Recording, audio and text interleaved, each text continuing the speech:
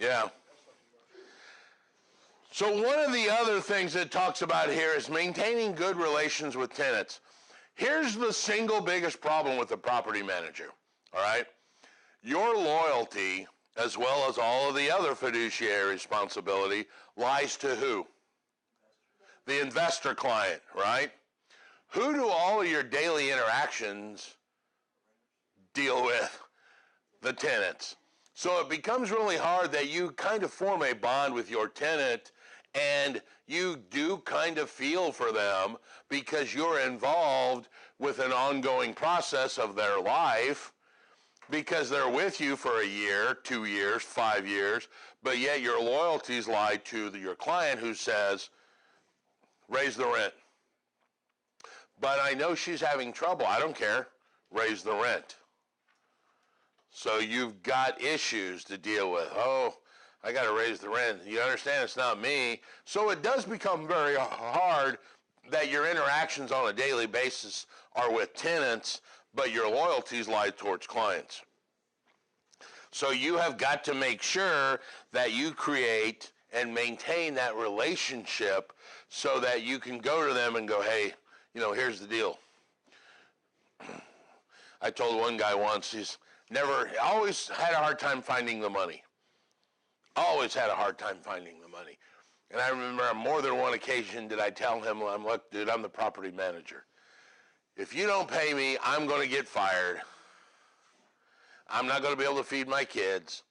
And the owner of the property is going to be here and have a new guy tomorrow who's going to come tomorrow, and you're still going to owe the money.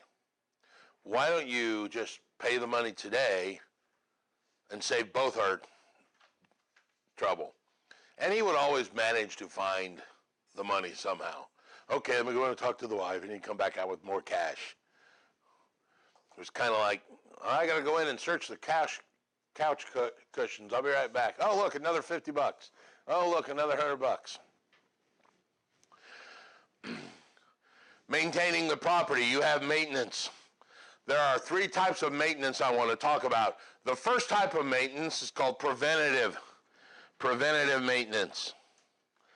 Preventative maintenance is stuff that you would do to make sure that nothing else goes bad. Like maybe changing a furnace filter could be a preventative maintenance routine. If you fail or suck at preventative maintenance, you then get to do corrective maintenance, which is now you got to fix whatever broke. And then the third type of maintenance is called routine maintenance. Things that you would do on a very frequent basis, daily or weekly typically. Maybe like vacuum the carpets on the common area. You guys just saw the young lady out here in our hallway vacuuming the carpet the other day. That would be routine maintenance. She does that about once a week, every week. Shows up, vacuums all the common area. That would be routine maintenance. So you've got preventative maintenance, corrective maintenance, and routine maintenance. Do not confuse that with tenant improvements, which is done by the tenant, TI. Sometimes you hear the other slang word for that is called the build out. How are they going to build out the white box? We talked about this in one of the other chapters where tenants actually can improve their own rental space, typically commercial, and they do the maintenance, hence the triple net that we discussed once before.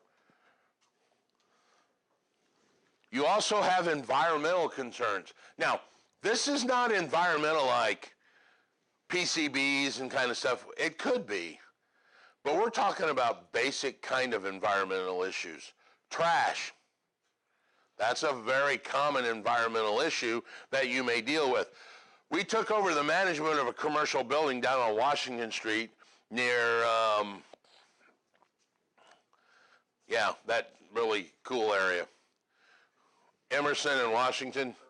Irvington, thank you. I can never remember that one. And one of the first things we looked at was the fact his trash bill was so high. And we asked him what was going on, and we started watching it, and they were coming to get his dumpster twice a week.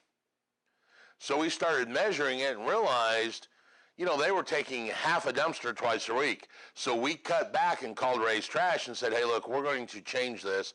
We only need once a week because they obviously, one-bedroom apartments are not generating 8 and 9 bags of trash.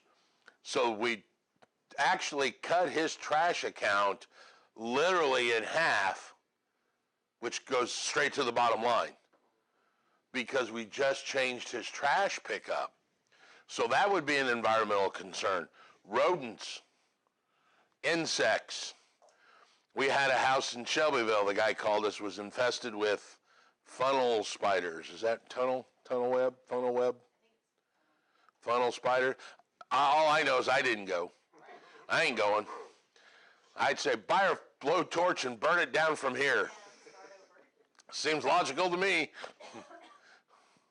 So those, you got all kinds of those. You've also got indoor air quality. You guys ever heard of SBS? Sick building syndrome? That was very popular in the late 90s, where, you'd get several companies inside a building, and then some people would get sick, and then it would get into the ventilation and go over to the other company and start getting them sick, and then the building would hold all those spores inside the vents and air duct, and anybody that came in would get sick. Sick building syndrome, indoor air issues. IAQ is a big thing in commercial properties, especially high-end office buildings, making sure that the air quality is good in there. Now, there's also federal laws that we deal with. And once again, we're going to touch on the ADA, the Americans with Disability Act, third time. I probably shouldn't need to tell you which two titles are we worried about. Title I, Title III. One is employers, reasonable access to their employees. Things like automatic doors, grab bars on the bathroom, lowered workstations, wider access doors. And Title III deals with public goods and services and access to them. Elevators, curb cuts to get up, special parking spots for the handicap. All of those deal with the ADA. Now, because you are property manager dealing with houses, this sucks in two more federal laws. First one is fair housing, which we just touched on last chapter. We mostly talked about the sale of property. It also applies to the rental of property. So there are still fair housing issues with the rental of property. And what were the 7 protected classes? Race, color, religion, national origin, sex, familial status, and disability, right? That's your 7 protected classes. By definition, when you rent property to someone, you are also extending them credit. That brings in the Equal Credit Opportunity Act. Now, here's the problem.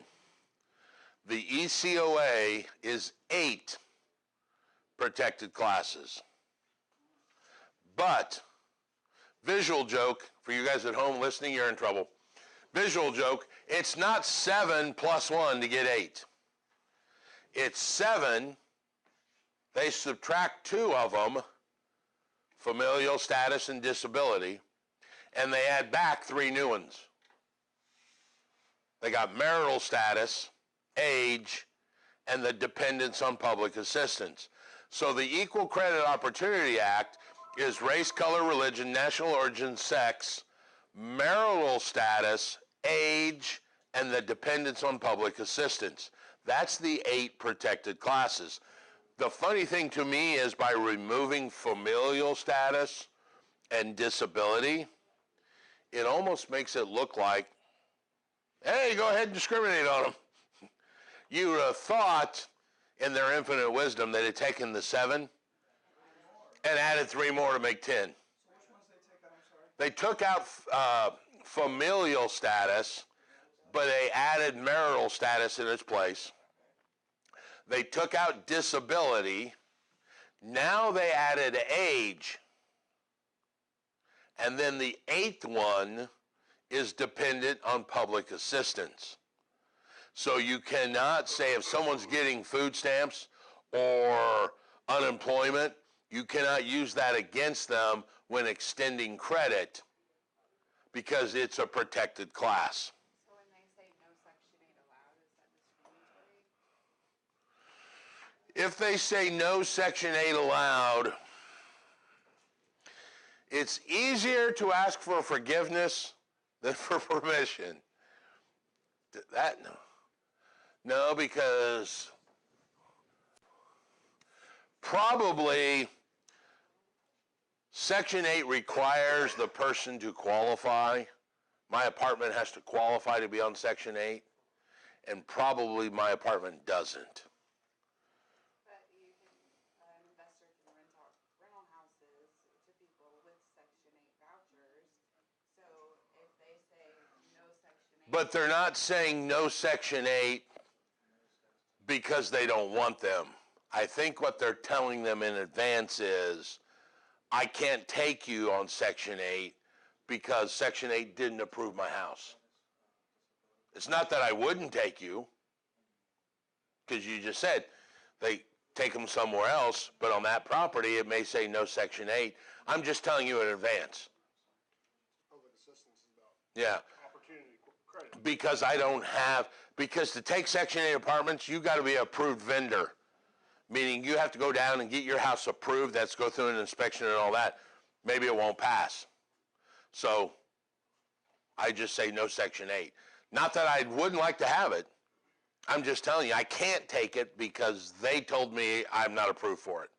That's a whole different thing. All right? You don't have that I believe you look on your face. You have the you're crazy look on your face. All right, it has to do with the landlord not qualifying. I would hate to think that they would say no Section 8 if they went through the whole process to get qualified. Maybe they haven't gone through the process, too. I mean, but, yeah, okay.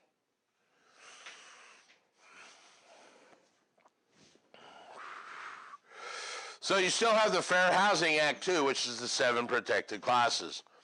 So those are the federal laws we're dealing with. You got the FHA, Fair Housing, ECOA, the Equal Credit Opportunity, and the ADA. Because remember, my company has the ADA issues, and tenants may walk into my office to pay rent. So that's how the ADA. Walmart has ADA issues. Almost all businesses have the ADA, Title I and Title III. We have the other two because of the business we're in. Credit extension as a property manager, and housing. Let's move on.